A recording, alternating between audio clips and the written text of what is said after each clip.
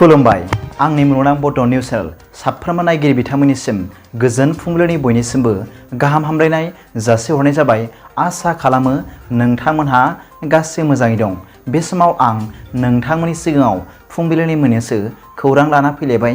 अन्नानै भिडिअखौ स्किप खालामाजासे जोबजासिम नायलांदो।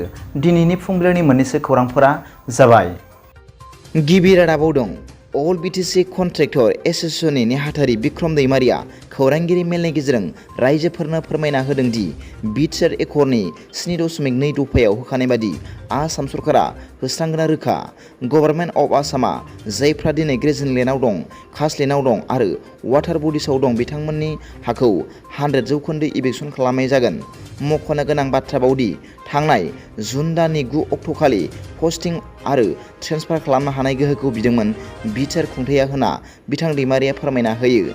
बिथां दैमारिया दानि UPPL सरकारखौ थांखिना बुंबावदों दि हाग्रामानि बांसिन खामानि मावनानै दिन्थि अब्लासो रायजो राजाफोरा मोजां मोनगोन।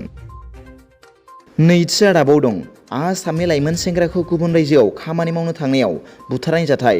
नाथाय बे लाइमोना खामानि मावनो नागिरनानै मेघालयआव थांदोंमोन। क'क्राझार जिल्लानि तुलसिबिलनि सासे लाइमोना। मख'नो गोनांदि तुलसिबिल खुमगुरि गामिनि थागिबि नुरजामाल शेखनि फिसाज्ला रफिकुल इस्लामखौ बुथारनाय जाथाय। मेघालय रिभ्यु जिल्लानि उमियाम पुलिस थानानि सिङाव थानाय फारफाइलार मुंनि जायगायाव सोमजिदों बे जाथाया। मख'नो गोनां बाथ्रा बावदि माखासे सिनाय मोनै दुथांफोरा गोबौ हाथियारजों बुथारना गालांदों रफिकुल इस्लामखौ।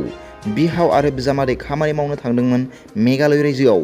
मिथिनो मोननाय बादिब्ला मेघालयनि लम्फु देहा फाहामसालियाव रफिकुल इस्लामनि जिउ गैयै देहाखौ लाखिनाय जादों। थामथि रादाबाव दं। मणिपुर रायजोआव गोजोन थासारिखौ हास्थायनानै आलारि बाथि सावदों चिरां जिल्ला एबसुआ। मख'नो गोनांदि मणिपुर रायजोआव थांनाय दान मोनथामसो सिगांनिफ्रायनो दावराव दावसि दाङाबाजि सोलिबाय थानाय थासारिखौ थाबैनो गोजोन थासारियाव फैफिननायखौ हास्थायनानै मैया मोनाबिलि समाव चिरां जिल्ला दुलाराय बर' फरायसा आफादा काजलगावआव थानाय जिल्ला एबसुनि मावख'आव आलारि बाथि सावदों।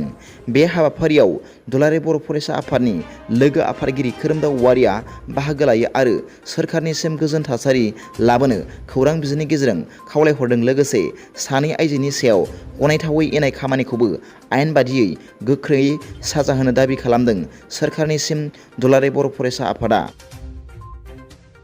ब्रैथि रादाबाव दं। एक्स एनडिबिआ गोबां जेंना एबा जार्लायाव गोग्लैनांदों।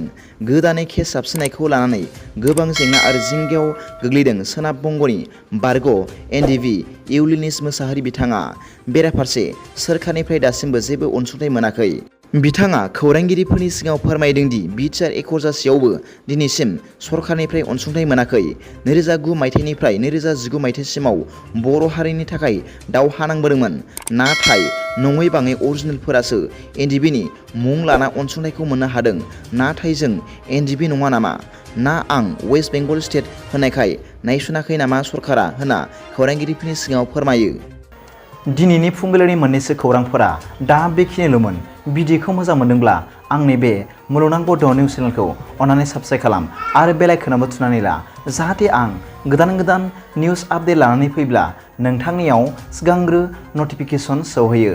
दा बेलासिनि रादाबाव नोंथांमोनखौ आंनि बे चेनेलाव गासैखौबो बरायहरनाय जाबाय। गोजोन्थों। एसेनोसै। जै बर' हारिनि जै।